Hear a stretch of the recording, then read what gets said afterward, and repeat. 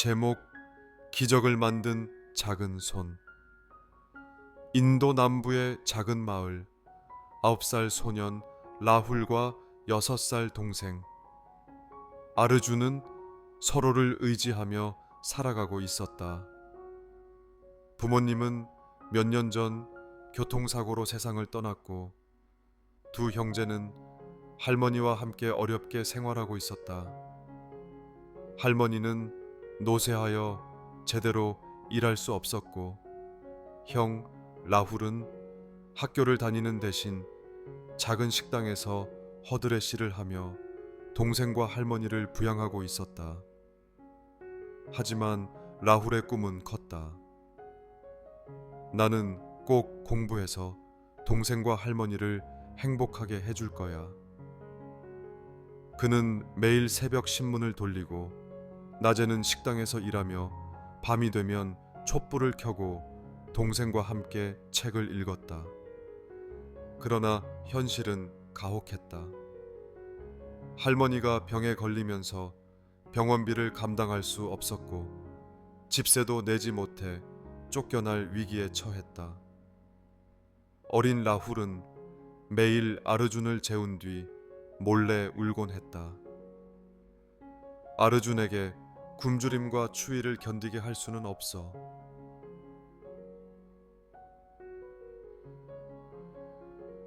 라훌은 마지막 희망을 걸고 거리에서 구걸을 시작했다.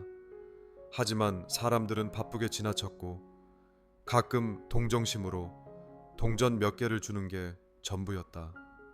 어느 날 라훌은 우연히 한 노점에서 편지를 적는 노인을 보게 되었다. 노인은 돈을 받고 사람들을 대신해 손편지를 써주는 사람이었다. 라훌은 생각했다. 내 이야기를 누군가에게 전할 수 있다면 누군가는 도와주지 않을까? 그날 밤 라훌은 서툰 글씨로 편지를 썼다. 안녕하세요. 저는 라훌입니다. 저는 8살 때 부모님을 잃고 6살 동생과 할머니와 함께 살고 있습니다. 하지만 할머니가 아프시고 저희는 집세를 내지 못해 곧 길거리로 나앉을지도 몰라요. 저는 포기하고 싶지 않아요. 동생을 지키고 싶고 언젠가 학교에 가고 싶어요. 제 이야기를 읽어주신다면 저희를 도와주실 수 있을까요? 라훌은 그 편지를 번화가에 있는 커피숍 테이블 위에 몰래 두고 나왔다. 그리고 기적이 시작되었다. 라훌의 편지는 한 젊은 여성이 발견했다. 그녀는 기자였고 라훌의 이야기에 깊은 감동을 받았다. 그녀는 라훌을 직접 찾아가 인터뷰를 했고 다음 날 그의 사연은 신문에 실렸다. 그날 이후 수많은 사람들이 라훌의 가족을 돕겠다는 연락을 해왔다. 몇몇 후원자는 병원비를 지원했고 어떤 이는 라훌과 아르준이 학교에 다닐 수 있도록 학비를 내주었다. 뿐만 아니라 지역 주민들은 라훌의 가족이 지낼 작은 집을 마련해 주었다. 그 모든 변화는 한 장의 작은 편지에서 시작된 기적이었다. 몇 년 후 라훌은 꿈꾸던 학교에 다니게 되었고 동생 아르준도 행복한 어린 시절을 보낼 수 있었다.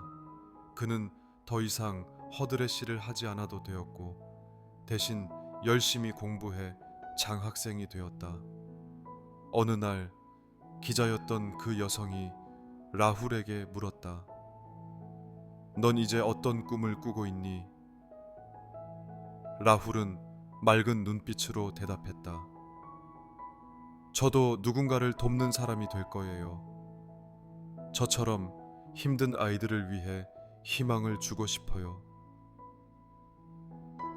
그날 이후 라훌은 매주 작은 편지를 써서 어려운 환경에 처한 아이들에게 용기를 주었다. 기적은 결코 멀리 있지 않아요.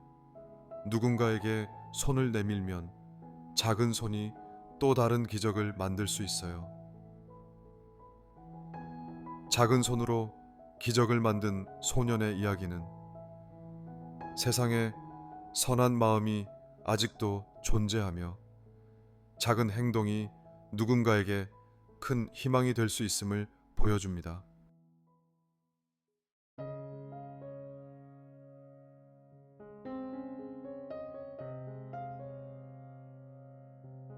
제목 난중일기 명량해전.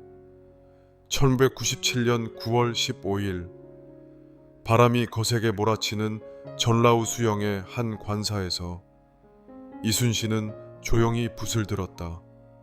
잉크가 마를 틈도 없이 꾹꾹 눌러 쓰는 글씨에 그의 굳은 의지가 배어 있었다. 신에게는 아직 12척의 배가 남아 있사옵니다. 한 줄의 문장 속에는 조국을 향한 충정과 가혹한 운명 앞에서도 흔들리지 않는 그의 결의가 담겨 있었다. 백의종군의 굴욕을 견디며 다시 삼도수군 통제사로 임명된 지 불과 몇 주였다. 그러나 그를 맞이한 것은 초토화된 조선 수군과 좌절감에 빠진 병사들이었다. 7천량 해전에서 조선 수군이 괴멸당했다는 소식은 마치 한겨울의 찬설이처럼 그의 가슴을 얼어붙게 했다. 남은 병사들은 불안과 공포로 사기가 땅에 떨어졌고 조정에서는 수군을 해체하고 육군에 합류하라는 명령을 내렸다. 하지만 이순신은 결코 물러설 생각이 없었다. 그는 부하 장수들을 불러 모았다. 어두운 초가집 안 희미한 등불 아래에서 병사들은 침묵 속에 앉아 있었다. 마침내 이순신이 입을 열었다. 우리는 결코 물러설 수 없다. 바다가 사라진다면 조선의 목숨줄도 함께 끊어질 것이다. 우리에게 남은 것은 12척뿐이라지만 그것은 결코 적은 수가 아니다. 우리의 용기와 지략이 있다면 반드시 적을 물리칠 수 있을 것이다. 누군가 불안한 목소리로 물었다. 장군, 우리는 너무 적습니다. 저들은 수백 척입니다. 어떻게 이깁니까? 이순신은 흔들림 없는 눈빛으로 말했다. 바다는 우리에게 익숙하다. 지형을 이용하고 적을 유인하여 흐름을 바꾸면 반드시 이긴다. 내일 명량에서 우리는 조선 수군이 건재함을 보여줄 것이다. 그날 밤 그는 오랫동안 잠들지 못했다. 지친 몸을 이끌고 바닷가를 거닐었다. 짙은 어둠 속에서 거친 파도가 바위를 때리고 있었다. 마치 내일의 전투를 예고하는 듯했다. 그는 칼자루를 힘주어 쥐었다. 수백 척의 적선을 상대하는 싸움, 생존의 가능성이 희박한 싸움이었다.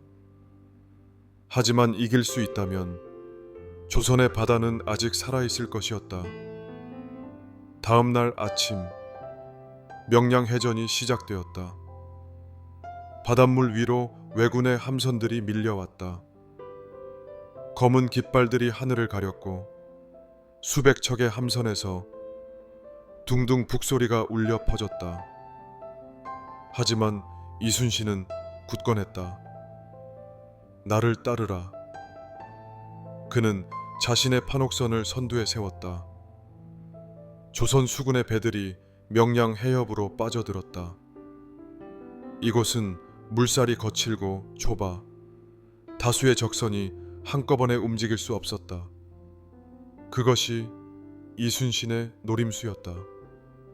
병사들은 있는 힘을 다해 화살을 날렸고 화포가 터지며 적선을 무너뜨렸다.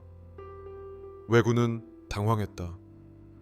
수백 척의 함선이 있었지만 협소한 해협에서 제대로 된 기동을 할 수 없었다.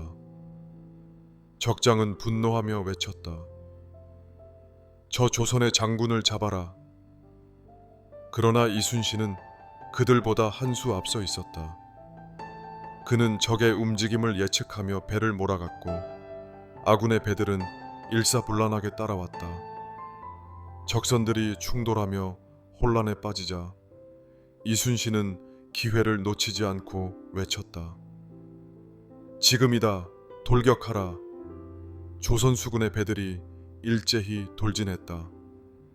명량 해협의 험난한 물살이 아군에게는 방패가, 적군에게는 장애물이 되었다. 결국 왜군은 두려움에 떨며 후퇴하기 시작했다. 그렇게 명량해전은 조선의 승리로 끝이 났다. 전투가 끝난 후 이순신은 피로에 지친 몸을 이끌고 쓰러질 듯 앉았다. 부하들이 다가와 말했다. 장군, 우리는 해냈습니다. 이순신은 힘겹게 미소 지었다. 그러나 그의 눈빛은 결코 흐려지지 않았다. 그는 다시 붓을 들었다. 신에게는 아직 12척의 배가 남아 있사옵니다. 그리고 그 12척으로 그는 조선을 구해냈다.